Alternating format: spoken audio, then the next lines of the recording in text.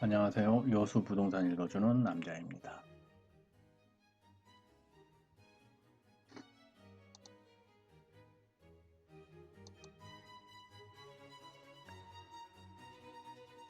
이번에 브리핑해 드릴 내용은 가족 간에 매매할 경우에 유의해야 할 점에 대해서입니다. 부부지간에, 가족간이라고 하면은 부부지간에, 부모와 자식지간에, 형제들 사이에 매매로 하는 경우가 있는데, 이 매매할 때 세법상에서는, 세무서에서는 이것을 인정해 줄까라는 거죠. 이때 인정받기 위해서는 매매 대금을 지급한 내용을 입증해야 되는데요. 실제로 계좌 이체한 내역, 증빙 자료를 정확하게 제출해야 됩니다. 증빙 자료 없이 우리는 매매했다는 계약서 한 장만 달랑 제출한다고 하면은 이것은 증여로 인정되게 됩니다. 매매 대금이 오고 간 사실을 입증하지 못하면 증여로 추정한다. 이것이 기본적인 원칙입니다. 매매 대금에 대한 자금 출처가 매우 중요하다는 것이죠. 매매 전에 자금을 급히 마련한 경우에 그 원천이 무엇인지 확인하게 되므로 부모님의 돈을 빌려 자산을 구입하는 것은 증여로 추정합니다. 아까 계좌 이체한 내역이 정확하게 증빙되어야 된다고 했는데요. 그 이체 내역을 맞추기 위해서 부모님이 아들에게 돈을 주고 그 돈으로 아들이 부모님에게 계좌 이체한 내용이 있다고 하면은 그것은 증여로 추정합니다. 누가 보아도 증여죠. 세무서에서 모든 자료를 추정해서 자료를 만듭니다. 가족 간에는 싸게 팔 수 있지 않을까라는 그런 의문점을 가질 수도 있는데요.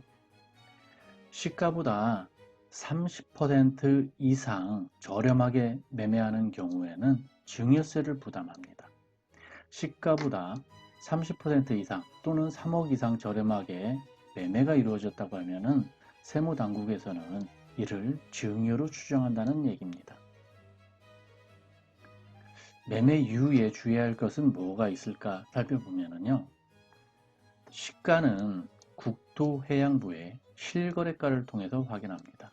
아까 시가가 30% 이상 차이 난다고 하면은 증여로 추정한다고 그랬죠. 그 증여로 추정하는 시가의 판단은 국토해양부 실거래가입니다. 그리고 매매 계약서는 보통은 가족들 사이에 당사자 간에 직접 거래를 하고 계약서를 작성하게 되는데 이렇게 작성하는 것보다는 부동산 중개사무소를 통해서 계약서를 작성하는 것이 공식력을 갖게 됩니다. 은행 채무를 이용하여 가족 간 부동산을 매매한 경우에 채무를 빨리 상환하는 것도 증여로 추정되기 때문에 이것도 주의하셔야 됩니다. 지금까지 내용을 요약해서 정리해 보면요. 매매 대금을 지급한 내용을 계좌 이체 등을 통해서 입증을 해야 됩니다. 매매 대금이 오고 간 사실을 입증하지 못하면 증여로 추정합니다.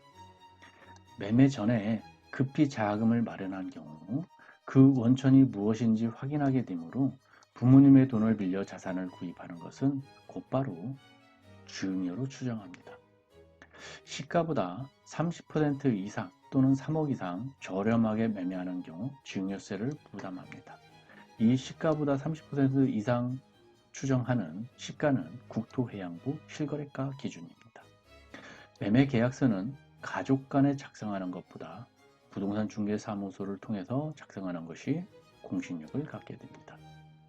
은행 채무를 이용하여 가족 간 부동산을 매매한 경우 채무가 빨리 상환하는 것도 증여로 추정합니다. 이상 여수 부동산 읽어주는 남자였고요. 여수 부동산 투자에 대한 자세한 문의사항이 있으신 분은 오션 공인중개사 사무소로 방문하여 상담해 주시면 감사하겠습니다.